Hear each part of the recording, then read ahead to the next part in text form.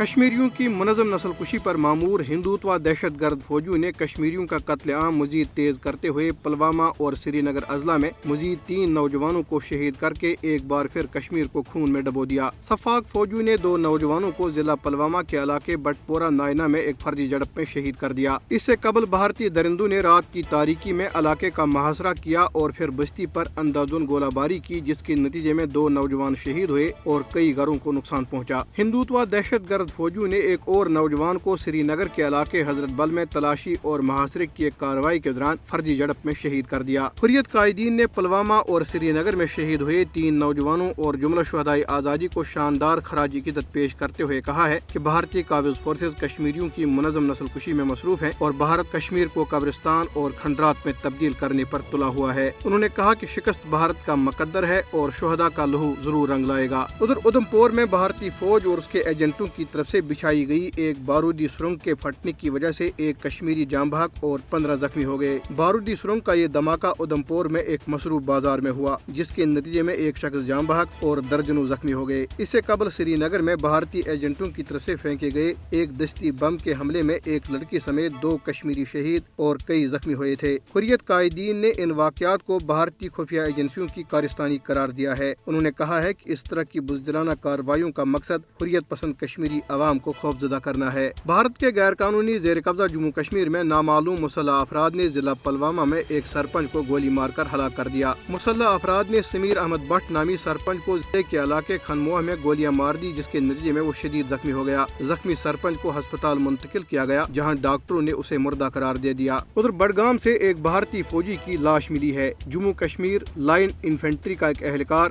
سمیر احمد ملا بڈگام کے علاقے لوکی پورہ سے 3 روز قبل لاپتہ ہو گیا تھا، جس کی لاش گاگ سے ملی ہے۔ پولیس کے مطابق سمیر کے اہل خانہ نے دعویٰ کیا ہے کہ اسے اغوا کیا گیا تھا۔ بھارتی فوجی جموں میں تعینات تھا اور چند دن قبل چھٹی پر گھر آیا تھا۔ بھارت کے غیر قانونی زیر قبضہ جموں کشمیر میں چسپاں پوسٹروں میں ایک بار پھر لوگوں پر زور دیا گیا ہے کہ وہ ہندوتوا طاقتوں اور ان کے ساتھیوں سے دور رہیں۔ یہ پوسٹر جموں کشمیر فلاح party, save Kashmir movement, students and youth forum اور دیگر کی طرف سے سری نگر، شوپیاں اور دیگر علاقوں میں دیواروں اور کھمبوں پر چسپاں کیے گئے ہیں۔ پوسٹروں میں کہا گیا ہے کہ بی جے پی کی حمایت کشمیر کاز کے ساتھ غداری ہوگی۔ سوشل میڈیا صارفین نے بھی اپنے پوسٹروں کے ذریعے علاقے کے لوگوں کو ہندوتوا بی جے پی کے شیطانی عزائم کے بارے میں خبردار کیا ہے۔ ادھر ضلع کپواڑہ میں بھارتی فوج کی ایک گاڑی کو حادثہ پیش آیا ہے، جس کے نتیجے میں ایک اہلکار ہلاک اور 4 زخمی ہو گئے ہیں۔ زخمی ہونے والے 4 فوجیوں میں سے 2 کی حالت تشویشناک بتائی جاتی ہے۔